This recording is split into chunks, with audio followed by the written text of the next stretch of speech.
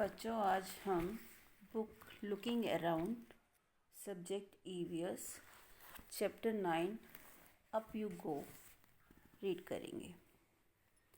Mountaineering camp, Nehru institute of mountaineering, Uttarkashi. We were at the mountaineering camp and were very excited. 20 of us were teachers from Kendriya Vidyalaya. There were other women from banks and other institutions. Today was the second day of the camp. In the morning, as I got out of bed and put my foot down, I screamed in pain. I remembered yesterday 26-kilometer walk with the heavy rucksack on my back. I was afraid to go back to that steep climb and the rough narrow path. अब यहाँ पर जो है mountaineering camp, पर्वतारोहण के लिए जो कुछ लोग आए हुए हैं। आपको सबको मालूम होगा कि पहाड़ों पर चढ़ाई करना, ठीक है, तो उसके लिए कैंप लगाए जाते हैं। तो यहाँ पर भी एक कैंप लगा है और यहाँ पर 20 जो टीचर्स थे वो केंद्रीय विद्यालय से आए हुए थे और हम सब जो है इस माउंटेनियरिंग कैंप में जाकर बहुत ही खुश थे, उत्साहित हो रहे थे। और यहाँ पर और बहुत सारी औरतें भी जो थी वो बैंक से और अदर इंस्टीट्यूशन और भी कार्यालयों से आए हुए थे। आज हमारे कैंप का दूसरा दिन था और सुबह जब मैं सोकर उठी तो जब मैंने पैर अपने बिस्तर से नीचे उतारे तो उन पैरों में तो बहुत तेज़ दर्द हो रहा था। मुझे याद आया कि कल हम जो है 26 किलोमीटर चले थे और पीछे पीठ पर भारी बैग लेकर, और जो रास्ते थे जहाँ पर हमने पहाड़ों पर चढ़ाई की थी वो संकरे रास्ते, पथरीले रास्ते थे। With tears in my eyes, I started walking slowly towards the room of Brigadier Gyan Singh, the director of our adventurous course. I was thinking of what I would say to excuse myself from that day track. Suddenly I heard his deep voice from behind. मेरी आंखों में आंसू आ रहे थे और मैंने सोचा कि मैं जो हमारे कैंप के निर्देशक थे ज्ञान सिंह, ब्रिगेडियर ज्ञान सिंह, मैं उनकी ओर गई और सोच रही थी रास्ते में जाते जाते कि मैं उनसे क्या कहूँगी। वो हमारे टीम के डायरेक्टर थे। तो अभी मैं उन जाते जाते सोच रही थी कि मैं उनको क्या कहूँगी कि मेरे पैरों में बहुत दर्द है, छाले हो गए हैं। लेकिन अचानक से एकदम से मेरे पीछे से आवाज़ आई और आवाज़ जो थी बहुत ही तेज़ और बहुत भारी आवाज़ थी। Madam, what are you doing here at breakfast time? Hurry up, otherwise you will have to trek on an empty stomach.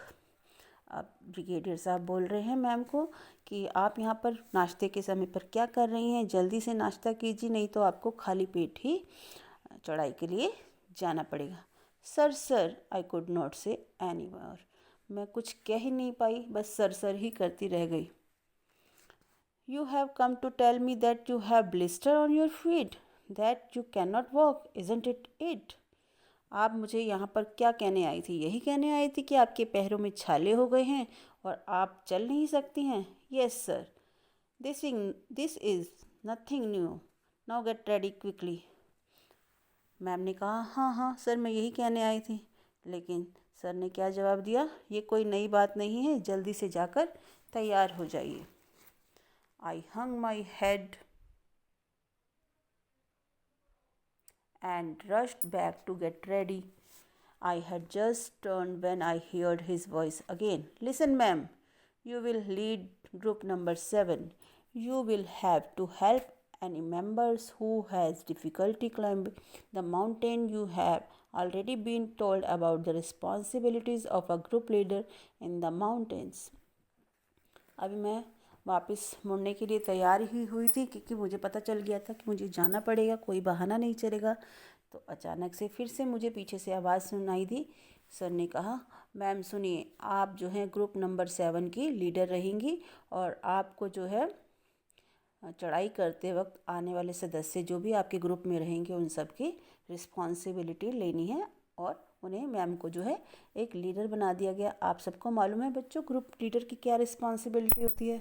आप सबको याद होगा जब हम क्लास में पढ़ते थे तो हमारी क्लास में मॉनिटर्स बनाए जाते थे। मैंने आप सबको समझाया था मॉनिटर्स की क्या रिस्पॉन्सिबिलिटी होती है ना। मॉनिटर जो होता है क्या करता है, अपनी क्लास का पूरा ध्यान रखता है और किसी को कोई प्रॉब्लम हो रही है स्टडी में उनकी हेल्प भी करता है, मैम को भी सारी रिपोर्ट देता है। तो इसी तरह से जो ग्रुप लीडर होते हैं वो क्या करते हैं, अ बिग रिस्पॉन्सिबिलिटी, जो ग्रुप लीडर होता है उसकी एक बहुत बड़ी जिम्मेदारी होती है। I started thinking about what a leader must do, मैं सोचना शुरू कर रही थी कि एक लीडर को क्या क्या करना चाहिए। Help others in carrying their bags, let the help others to in carrying their bags, उनका बैग उठाने में उनकी मदद करना। Let the group go ahead and keep to the last, group को आगे की ओर चलने देना और खुद पीछे रहना। Help those who can not climb properly, उनकी मदद करना जो ऊपर अच्छे से चढ़ नहीं पा रहे हैं, हाथ पकड़कर उनकी सहायता कर सकते हैं। Find a good place to stop and rest, अच्छा स्थान ढूंढना जहाँ पर बीच बीच में रुक कर हम थोड़ी देर के लिए रुक सकें और आराम कर सकें। Look after those who are not well, उन लोगों की देखभाल भी करना जो ठीक नहीं है, उन्हें दवाई वगैरह देना। Arrange for food for the group, अपने ग्रुप के लिए खाने का अरेंजमेंट करना। The most important thing is to be ready to be punished even when someone else may have made a mistake, और सबसे ज़्यादा ज़रूरी बात, अगर ग्रुप में किसी सदस्य से कोई गलती हो गई है तो उसकी सज़ा भी ग्रुप लीडर को ही लेनी पड़ती है। आई realised that there was a special kind of discipline here. I wondered whether the camp will still be fun. मुझे महसूस हुआ कि ग्रुप में यहाँ पर जो है अलग ही तरह का अनुशासन है, और हमने सोचा कि कैंप है और मस्ती भी होगी, मज़ा भी होगा। अब group number 7, Group number 7 included girls from Assam, Manipur, Mizoram, Meghalaya and Nagaland. I was the only teacher from Kendriya Vidyalaya in this group. I was happy to meet my new group member. Most of them could not speak Hindi well. I still feel bad that after being together for 21 days, I could not talk even once with Kondombi from Mizoram. She spoke only Mizo, but in our heart we grew close to each other. अब यहाँ पर group number 7 की leader बन चुकी थी ma'am. तो उनके group में आसाम से, मणिपुर से, मिज़ोरम से और मेघालय और नागालैंड से आए हुए लोग थे, और वो केवल अकेली थी केंद्रीय विद्यालय से जो आई थी इस ग्रुप में। और वो बहुत खुश थी नए नए लोगों से, नए नए सदस्यों से मिलकर। लेकिन पूरे ग्रुप मेंबर में 21 दिन वो उनके साथ बिताए उन्होंने, लेकिन उनमें से किसी को भी हिंदी बोलनी नहीं आती थी। और उनकी एक जो फ्रेंड बन गई थी खंडौनबी, जो मिज़ोरम से थी, वो भी हिंदी नहीं बोल पाती थी, वो केवल मीज़ो भाषा ही बोलती थी। लेकिन उन दोनों के दिल मिल गए थे। कई बार हम ऐसा होता है कि आपस में भाषा के जरिए बात नहीं कर सकते, लेकिन हम आँखों ही आँखों में, दिल ही दिल में एक दूसरे के साथ अटैच हो जाते हैं। तो ऐसे ही उनकी एक फ्रेंड खंडौनबी जो है वो ग्रुप में बन गई थी। Crossing the river, we got vitamin C, iron tablets, and hot chocolate milk with our breakfast. These were given for strength and to keep us warm in the cold. Every morning there would be a medical checkup. We tied our handbags and counted the day left. अब नदी को पार करना, ये जो camp में होने वाली थी एक्टिविटी, और हमें जो है विटामिन सी की गोलियां दी गई, आयरन की गोलियां दी गई, और हमने हॉट चॉकलेट वाला दूध भी पिया अपने नाश्ते के लिए, नाश्ते में, और जिससे हमें हमारे शरीर में गर्माहट आए, हमें गर्मी मिले और टैबलेट से ताकत मिले। और हमारा रोज़ाना जो था वहाँ पर मेडिकल चेकअप भी होता था। हम रोज़ थक जाते थे, पट्टियाँ बांधते थे, और जैसे तैसे हम अपने दिन भी गिन रहे थे। After an 8-kilometer trek, we reached a river. There was a thick rope tied across the river from one bank to the other. 8 kilometre दूर हम नदी पर ट्रैकिंग के लिए पहुँचे। रस्सी जो है मजबूती से एक किनारे से दूसरे किनारे पर बंधी हुई थी, जिस नदी को हमने पार करना था उसके ऊपर। The rope was tightly fixed to pegs or pitons on both the sides. I was feeling nervous. I started thinking what would happen if the rope come out. I was trying to estimate how wide the river was. अब जो है पिटन्स मतलब hook की तरह होते हैं, जो एक तरफ और दूसरी तरफ लोहे के हुक होते हैं जिसे बांध दिया जाता है। और वो जो है घबरा रही थी कि क्या होगा, क्या हम सच में नदी पार कर पाएंगे, नदी की चौड़ाई लंबाई कितनी है, कहीं हम गिर गए तो। उनके मन में ऐसे ऐसे ख्याल आ रहे थे, वो घबरा रही थी, नर्वस हो रही थी। One instructor one instructor tied a rope around his waist and put a sling. Sling क्या है, एक टाइप ऑफ हुक की जैसे है, वो अपनी कमर पर रस्सी बांधकर उसके ऊपर लगा दिया जाता है। He then put the sling up on the thick rope tied across the river. Walking through the icy water, he went to the other side. No one was ready to step into the fast flowing river. Everyone was pushing each other to go first. I stood last in the line, hoping that no one would see me. Just then, one instructor came near me with the sling and rope in his hands. I knew there was no escape now. I was ready, but did not have the courage. So, sir could guess my fears. He called out loudly, 3 cheers for Sangeeta ma'am, and before I knew it, someone had gently pushed me into the water. अब जो है नदी को पार करने की बारी आ गई थी। एक इंस्ट्रक्टर जो हमें निर्देश दे रहे थे, सबसे पहले उन्होंने अपने आप को रस्सी बांधी और कमर पर रस्सी बांधी और एक स्लिंग लगा लिया, इन इट अपने ऊपर हुक लगा लिया, और वो एक हुक रस्सी के साथ टाइट था। और अब जो रस्सी थी वो उसके ऊपर लगा दी गई, और जो नदी थी वो आइसी वाटर, उसमें बर्फीला पानी था, बहुत ठंडा पानी था। रस्सी को अच्छे से टाइटली कस कर बांध दिया गया और दोनों तरफ। और फिर कोई भी व्यक्ति जो है पहले जाने को तैयार नहीं था, सब घबरा रहे थे, सब एक दूसरे को धक्का मार रहे थे कि तुम पहले जाओ, तुम पहले जाओ। तो मैं जो थी जाकर लाइन में आखिरी में खड़ी हो गई कि कोई मुझे ना देख ले। तो लेकिन एक इंस्ट्रक्टर जो है मेरी तरफ आए, और उनके हाथ में क्या था, उनके हाथ में रस्सी थी और स्लिंग था। मैं समझ गई कि अब बचने का कोई रास्ता नहीं है, तो मैं तैयार हो गई।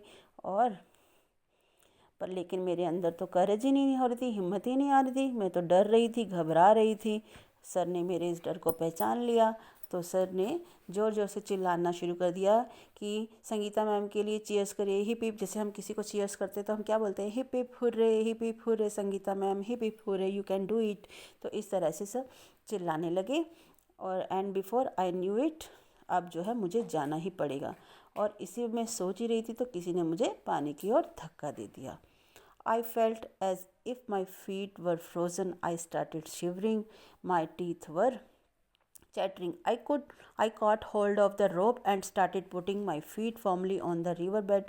As I walked further in, the river got deeper and slowly the water reached up to my neck. In the middle of the river, I lost my balance and started slipping. I was so scared and felt so cold that the rope slipped from my hands. I started shouting for help. अब पानी को जब देखा, मैंने महसूस किया अपने पैरों से पानी तो एकदम जमा हुआ था, और उस पानी को छूने के बाद मैंने तो कँपाना शुरू कर दिया, मेरे दांत कट करने लग गए। और आई cot hold of the rope, मैंने रस्सी को कस कर पकड़ लिया और अपने पैरों को ऊपर की ओर नदी की तरफ किनारे की ओर कर लिया। As I walk further in, और मैं आगे बढ़ी, तो मुझे जैसे लग रहा था कि मैं इस पानी के अंदर जो है गिर जाऊंगी। पानी बहुत ही गहरा है, किनारे पर तो पानी बहुत कम था। जैसे जैसे बीच में जाने लगी तो मेरा बैलेंस जो है बिगड़ने लगा और मैं फिसलने लगी, और मैं बहुत डर गई, और मेरे हाथ से जो है रस्सी छूट गई, और मैं तेज़ तेज़ चिल्लाने लगी मदद के लिए, help help. I was sure I would be carried away by the river, but no, I found that I was tied with the rope to the sling. Hold the rope, hold the rope. I could hear the shouts. I somehow managed to get hold to the rope and pull myself forward. Slowly, with some courage, I reached the river bank.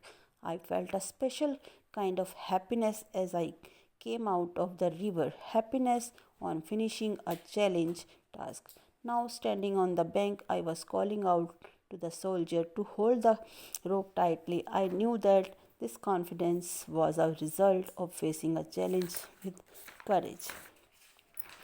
मुझे पूरा sure लग रहा था कि मैं जो है इस काम को नहीं कर पाऊंगी, पर रस्सी को बांधा गया और मैं आगे की स्लिंग लगाया और आगे की ओर बढ़ी, और अच्छे से कस के मैंने रस्सी को पकड़ लिया। I could hear the shouts, मैं शोर को सुन पा रही थी, सब लोग जो है शोर मचा रहे थे कि तुम कर सकती हो। मैंने जैसे तैसे उसको मैनेज किया, अच्छे से कस के रस्सी को पकड़ा, बांधा और चल पड़ी। धीरे धीरे मेरे अंदर हिम्मत आई और मैं नदी के किनारे पहुंची। और जब मेरे पैर बीच में छूट गए तो मुझे तेज़ तेज़ से आवाज़ें आ रही थी कि रस्सी को पकड़ो, रस्सी को पकड़ो, रस्सी को पकड़ो। मैं जब घबरा गई, फिर मैंने देखा मैं तो बंधी हुई थी। तो धीरे धीरे मेरे अंदर हिम्मत आई और मैं धीरे धीरे हिम्मत करते हुए किनारे तक पहुंच गई। और उस किनारे पर पहुंचने के बाद मुझे एक अंदर से एक अजीब सी खुशी महसूस हुई कि मैंने उस नदी को पार कर लिया है। जो चैलेंज को करने के बाद जो खुशी हमें मिलती है वो एक अलग ही अनुभूति होती है। और अब मैं नदी के किनारे पहुंच चुकी थी और मैंने देखा कि सब अब अगले कंटेस्टेंट की बारी आ रही है। और मेरे अंदर एक कॉन्फिडेंस आ गया था कि किस तरह से बहादुरी से हम अपने अंदर कोशिश करें तो हिम्मत लाई जा सकती है। अब मैं भी औरों को बोल रही थी कि रस्सी को कस कर पकड़ो, रस्सी को कस कर पकड़ो। तो इस तरह से मेरे अंदर एक अलग ही अनुभूति हुई। आगे जानते हैं rock climbing. We had to climb 15 kilometers to reach Tekla village. It was at a height of 1600 meters.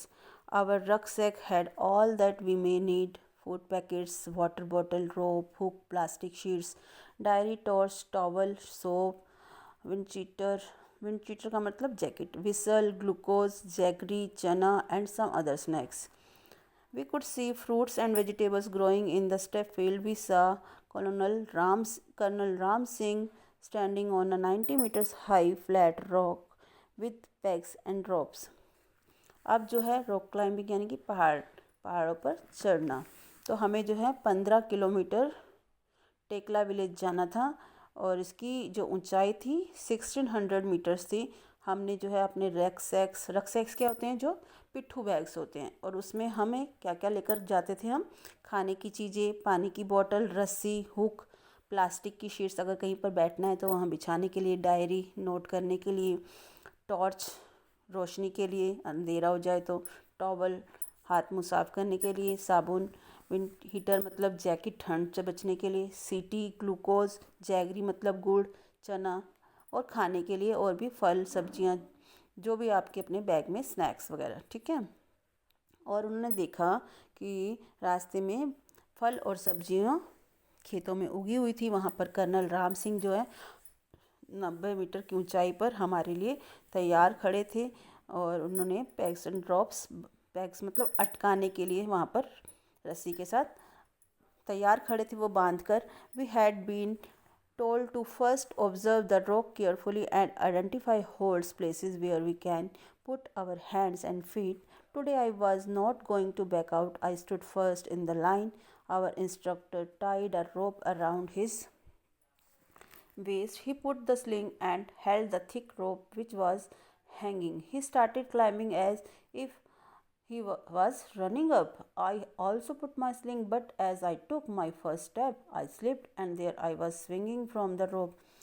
और जो है यहाँ पर बताया जा रहा है, वो बता रहे थे कि आपको क्या करना है, रस्सी को ध्यान से देखना है और वहाँ पर पैर रखने के लिए, आपको पैर टिकाने के लिए जगह ढूंढनी है। आप कहाँ कहाँ पर पैर टिकाकर ऊपर की ओर चढ़ेंगे। और अब जो है मैं पीछे नहीं हटना चाहती थी। रिवर वाले एक्ट के बाद मुझ में जो है हिम्मत आ गई थी। हमारे इंस्ट्रक्टर जो हैं वो कमर पर रस्सी बांध कर खड़े हुए थे और वो तो ऐसे चढ़ रहे थे जैसे कि पहाड़ी पर जो है दौड़ रहे हों। मैं उनको देखकर बहुत ही हैरान हो रही थी और मैं भी अब इसको करना चाहती थी। तो लेकिन जैसे ही मैंने अपना पहला स्टेप लिया, पहला कदम बढ़ाया, पहला पैर रखा, तो मैं फिसल गई और मेरी रस्सी हाथ से छूट गई। तब सर ने बताया, keep your body at an angle of 90 degree while climbing. I heard keep your back straight, do not bend. आपको जो है अपने एंगल को 90 डिग्री के कोण तक रखना है, आपको झुकाना नहीं है अपने आप को आगे की ओर, आपको सीधा रहना है। Keeping this in mind, I imagine the rock as flat ground and started to climb up. Again, while coming down, we had to use the rope in a special way called rappelling. I did this with the same fearlessness. अब मेरे दिमाग में sir की ये बात आ गई थी कि किस तरह से मुझे कमर को झुकाना नहीं है, 90 डिग्री एंगल पर अपने आप को रखना है और सीधा सीधा चढ़ते जाना है। और हम जो है ऊपर चढ़ गए। अभी हमारे लिए एक और एक्ट वापस था, वापस पहाड़ी से नीचे उतरना, जिसे रैपलिंग कहा जाता था। और यह भी बहुत ही बड़ा और अद्भुत एक्ट था और मैंने इसको बहुत ही बहादुरी के साथ, बिना डर के, फियरलेसनेस मतलब बिना डर के इस कार्य को किया। A funny incident. It was evening. Khandonbi was feeling hungry. We did not have anything to eat. She jumped over the fence and got into a field. She quickly plucked two big cucumber and came back. Just then a woman came from behind and caught hold of her bag. She started saying something to Khandombi in her own language. We could not understand what she was saying. Khandombi was trying to explain in her Mizo language. अब यहाँ पर एक बड़ी ही मज़ेदार घटना हुई। शाम का समय हो चुका था और खंडोम्बी जो है उसको भूख लगी थी। अब हमारे पास खाने के लिए कुछ सामान ही नहीं बचा था, तो उसने क्या किया, उसने देखा कि वहाँ फेंस का मतलब बाड़, जो खेतों के पास में आपने देखा होगा बाड़ लगी होती है ताकि कोई जानवर वगैरह एंट्री ना करे। तो उसने क्या किया, उस बाड़ को ऊपर किया और खेत में घुस गई और वहाँ से दो बड़े बड़े जो पहाड़ी खीरे होते हैं वो ले आई और वापस आ गई। तो अचानक से एक महिला की आवाज़ आई, वो ज़ोर से चिल्ला रही थी उनके ऊपर, उनके पीछे पीछे आ गई और उसका खंडोम्बी का बैग पकड़ लिया। तो वो अपनी भाषा में खंडोबी को कुछ कहने लगी, लेकिन हमें तो समझ ही नहीं आ रहा था कि वो क्या कह रही हैं। मैं कुछ समझाने की कोशिश करती दोनों को। खंडोबी जो है अपनी भाषा में, अपनी मीज़ो लैंग्वेज में उनको समझा रही थी, विच कुड नॉट अंडरस्टैंड, लेकिन दोनों को ही कुछ समझ नहीं आ रहा था। I tried to explain in Hindi but neither of them could understand it. Finally I folded my hands to say that we were sorry. लेकिन मैं भी अपनी हिंदी भाषा में उसे समझाने की कोशिश कर रही थी। दोनों को ही आपस में एक दूसरे की भाषा समझ नहीं आ रही थी। तो फिर संगीता मैम ने क्या किया, उनके सामने हाथ जोड़कर सॉरी मांग ली, ताकि उसके इस इशारे से वो औरत समझ गई। By then our group had gone far ahead. It was already dark. I thought we had lost our way. Now we were really scared. We could not see anything even with our torch. I started sweating even though it was cold. I tightly held Khandombi's hand. I called out loudly, "Where are you all? Can you hear me?" My voice echoed in the mountains. We both started to whistle loudly and flashed our torches. Probably the group had noticed that we were missing. We heard some whistle at a distance. I understood the signal. We held each other's hand tightly and waited. Khandombi felt that we should keep talking. She started singing a Mizo song loudly. After some time, we saw then coming towards us. At last, we were with the group again. अब क्या हुआ, जब उनकी ये बहस हो रही थी तो उनका जो ग्रुप था वो और बाकी सब मेंबर्स वो आगे निकल गए और अंधेरा भी हो रहा था। ये अपना रास्ता भटक गए थे। अब ये थोड़े से डर गए कि अब क्या होगा, हमारे ग्रुप के लोग तो आगे चले गए हैं और कुछ दिखाई भी नहीं दे रहा। उन्होंने फिर क्या किया, अपनी टॉर्च निकाली और टॉर्च को ऐसे हिलाना डुलाना शुरू किया। उनको सर्दी का मौसम था लेकिन फिर भी पसीने आ रहे थे। तो उस मैम ने खंडोबी का हाथ जो है कसकर पकड़ लिया और ज़ोर ज़ोर से चिल्लाने लगी कि आप सब कहाँ हैं, क्या सब आप हमारी आवाज़ को सुन सकते हैं? और आपको मालूम है पहाड़ियों में जब हम कुछ बोलते हैं तो हमारी आवाज़ इकोड मतलब गूंजती है। तो हमने अपनी विसल निकाली और विसल को ज़ोर से बजाया और अपनी टॉर्चेस को हिलाने डुलाने लगे, फ्लैश करने लगे, रोशनी करने लगे। तो हमारे ग्रुप के बाकी सब लोगों ने इस चीज़ को नोटिस किया कि ये लाइट रोशनी कहाँ से आ रही है, सीटी की आवाज़ कहाँ से आ रही है। तो वे सब लोग समझ गए कि हम सब पीछे रह गए हैं, अलग हो गए हैं। और उन्होंने हमारी क्या किया, वो हमारे सिग्नल को समझ गए और हमारे लिए रुक गए। फिर हम दोनों ने एक दूसरे का हाथ पकड़ा और इंतज़ार करने लगे और धीरे धीरे आगे की ओर बढ़ने लगे। खंडोबी ने सोचा कि हमें जो है कुछ बातचीत करना चाहिए, कुछ करना चाहिए। फिर उसने क्या किया, खंडोबी ने अपनी मीज़ो लैंग्वेज में तेज़ तेज़ आवाज़ में गाना गाने लगी और कुछ समय बाद हम सब लोग अपने ग्रुप के सभी सदस्यों से मिल गए। A special guest.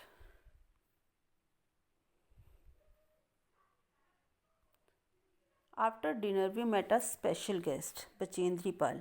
खाने के बाद जो है हम एक ख़ास मेहमान बचेंद्री पाल जी से मिले। She had just been selected as a part of the team to climb Mount Everest. She had come to seek the blessing of Brigadier Gyan Singh. It was a happy evening. We were all singing. Bachendri also joined us in singing and dancing on the famous Pahadi song Bedu Pako Baramasa Kafal Pako Chaita Meri Chela.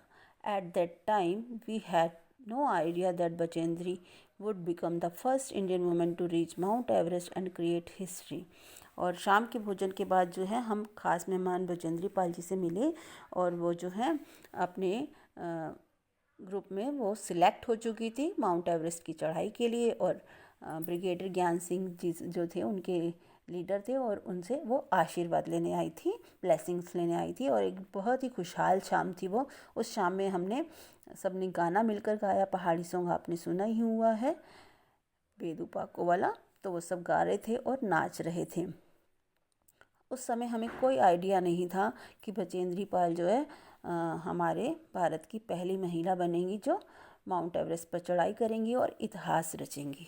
Camp in the snow, अब बर्फ़ का camp में पड़ना। We were standing at a height of 2134 metres. 18 फरवरी 1984 की बात है ये, कि वो जो है सब कहाँ पर थे, 3134 मीटर की ऊंचाई पर खड़े हुए थे। We were to spend the night here. Everyone was busy trying to put up the tent. We use double layered plastic sheets for the tent and for the ground. The air between the layers would help to keep us warm. We put in the pegs and began to put up the tent as we tied it from outside. The wind blew the tent from the other side. After quite a long of pulling and tugging, we managed to get the tent up. Then we dug a drain around the tent. अब रात हो चुकी थी और इतनी ऊंची 2134 metre की वो चढ़ाई पर खड़े थे और उन्हें वहाँ पर ही रात बितानी थी। अब सब लोग सोचने लगे और टेंट को लगाने के लिए तैयार हो गए। उनके पास जो है डबल लेयर, 2 लेयर वाले प्लास्टिक की शीट्स थी, टेंट थी जो लगाने के लिए उन्हें ज़मीन पर लगाने थे। तो उन्होंने काम करना शुरू किया।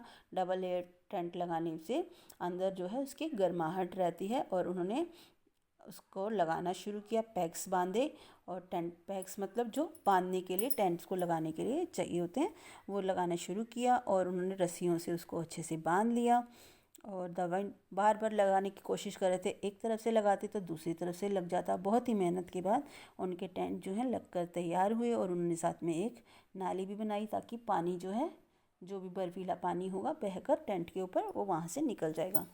We were feeling very hungry. We collected some firewood and stone to make a chula and cooked some food. After the meal, we collected all the waste in a bag to clean the campsite. Soon we got into our sleeping bag. I was not sure if I would be able to sleep in it. Would it be comfortable? Would I not feel cold? But the bags were filled with soft feather, which help in keeping us warm. We were all very tired, so very soon we fell asleep. अब हमें जो है बहुत भूख लग गई थी इतनी मेहनत करने के बाद। तो फिर हमने क्या किया, आग जलाई और पत्थरों से एक चूल्हा बनाया और उस पर कुछ खाना बनाया। और खाना खाने के बाद हमने जो भी सामान कूड़ा था उस सबको एक बैग में इकट्ठा किया और अपने कैंप के आसपास सारी जगह साफ़ की। और उसके बाद जल्दी ही हम स्लीपिंग बैग्स के अंदर चले गए। मुझे पक्का नहीं पता था कि क्या हम इस स्लीपिंग बैग के अंदर सो पाएंगे, क्या ये हमारे लिए सुरक्षित रहेगा, क्या इसमें हमें ठंड नहीं लगेगी। लेकिन जैसे ही हम बैग के अंदर गए तो वो बहुत ही सॉफ्ट फैदर से बना हुआ था और उससे हमें बहुत ही गर्माहट मिल रही थी। और हम सब इतने थके हुए थे कि हम जल्दी ही बिस्तर में घुसते ही सो गए। The next morning, we woke up and found that it was snowing, while soft, fluffy snowflakes were gently falling. Wow, it was so beautiful.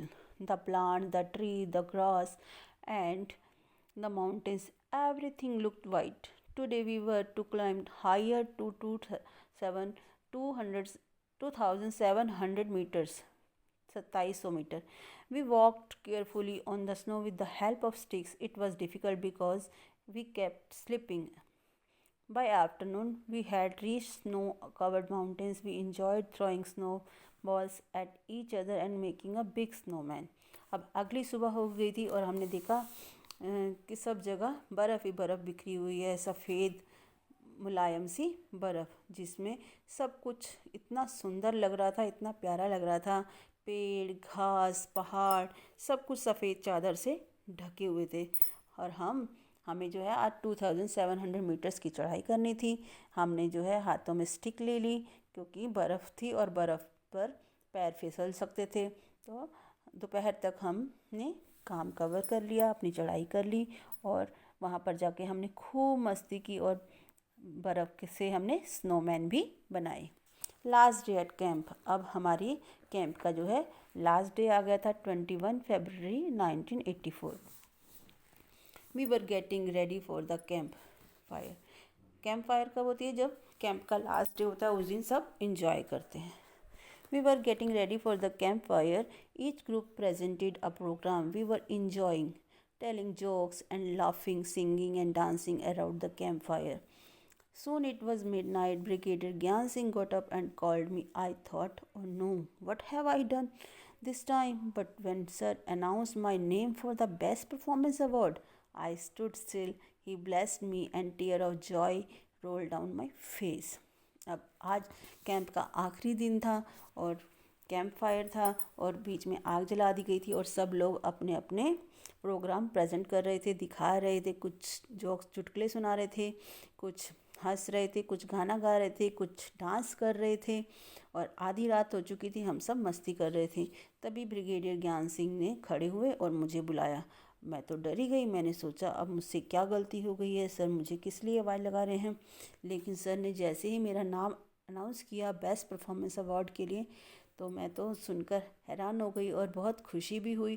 Sir के आशीर्वाद प्राप्त हुआ और मेरी आंखों में आंसू बहने लगे। आगे यहाँ पर alone on the mountain top, यहाँ पर एक छोटी सी स्टोरी दी गई है। बचेंद्री पाल जी के बारे में जान लेते हैं। A 20-year-old girl living in the mountain was not on a school picnic. Was out on a school picnic. She climbed a mountain peak of 4,000 meters with her friend. The girl had done this for fun and adventure. Soon it was dark and they could not come down. It was also cold and scary. They were alone without any food and it was a long night. This happen to Bachendri Pal played when she was a young girl. एक 12 साल की लड़की जो अपने दोस्तों के साथ school की पिकनिक पर गई थी और आपस में मस्ती करते करते वो 4000 मीटर की चढ़ाई करके अपने दोस्तों के साथ ऊपर चढ़ गई और उसने ये सारा कार्य जो है मस्ती में एडवेंचर्स में किया। अब तो अंधेरा हो चुका था और नीचे नहीं उतरा जा सकता था क्योंकि रात हो चुकी थी। अब बहुत ठंडा भी था और उसे डर भी लग रहा था।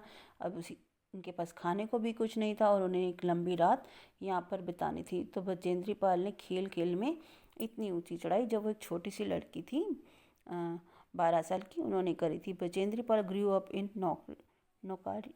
नाकोरी village in the Garhwal area of Uttarakhand. When she grew older, she joined Nehru Institute of Mountaineering, Uttarkashi. Her guide was Brigadier Gyan Singh. Bachendri did very well in her training. She started to train women in mountaineering course in 1984. Bachendri was selected as a team member to climb the Mount Everest.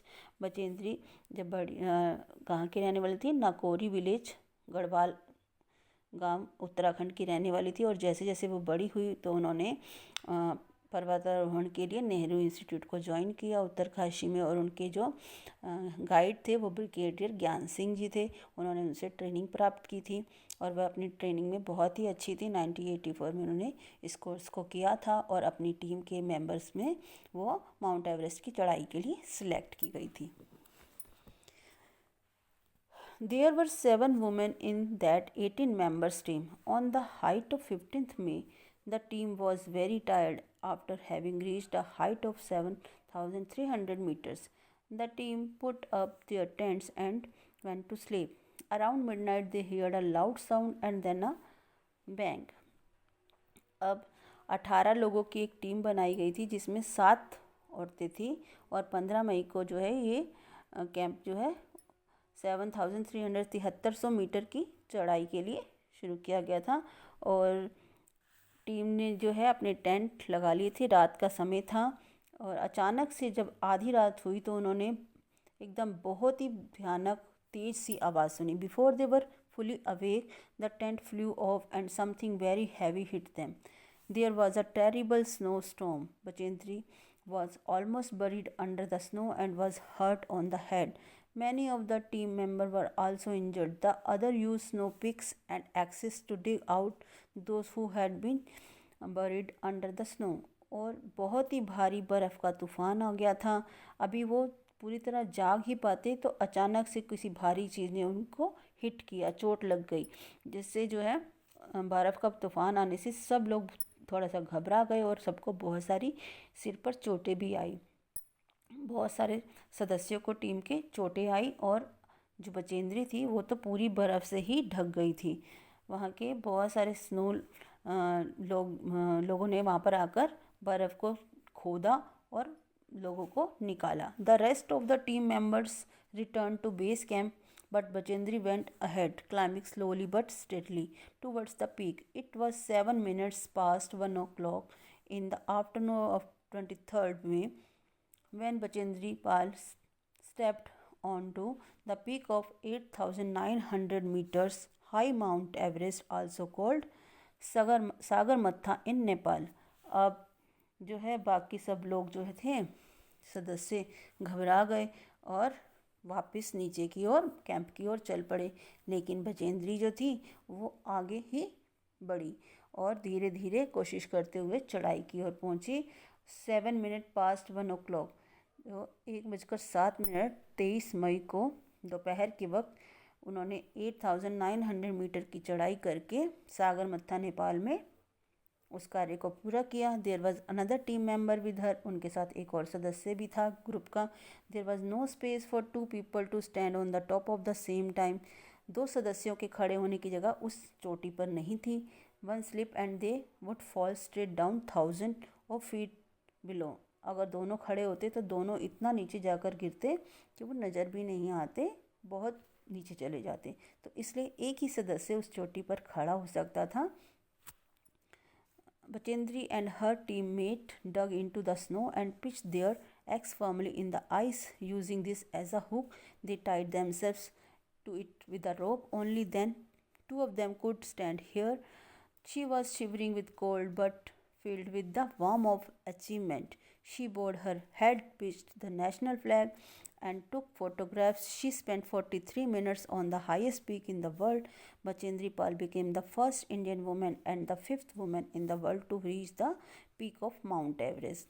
तो वहाँ पर बताया जा रहा है कि वहाँ पर 2 लोगों के खड़े होने की जगह नहीं थी। फिर उन्होंने बर्फ़ जो वहाँ पर जमी हुई थी उसको हटाया और वहाँ पर रस्सी को बांधा और स्लिंग को अपने साथ लगाया और फिर जाके वो दोनों वहाँ पर खड़े हुए और वहाँ पर उन्होंने फ़ोटोज़ भी ली और उस जो उनके पास कुदाल थी उसके साथ उसको वहाँ पर खोदा और उसके ऊपर बचेंद्री पाल ने अपने देश का झंडा स्थापित किया और वहाँ पर उन्होंने कुछ फ़ोटोज़ भी लिए। 43 मिनट्स का समय जो था, 43 मिनट का समय उन्होंने चोटी के ऊपर बिताया। बचेंद्री पाल जो है हमारे भारत की पहली महिला और विश्व में 5वें नंबर के स्थान पर उनका नाम आता है माउंट एवरेस्ट की चढ़ाई के लिए। तो देखिए कितना उन्होंने हमारे देश का नाम रोशन किया। और आपको यहाँ पर माउंटेनियरिंग कैंप के बारे में बताया गया कि किस तरह से ये एक एडवेंचरस ट्रिप था जो इन्होंने किया। तो आपने भी यहाँ पर पर्वतारोहण की चढ़ाई और लीडरशिप के बारे में जाना होगा। आपको आई होप ये लेसन समझ आया होगा। Thank you, have a nice day.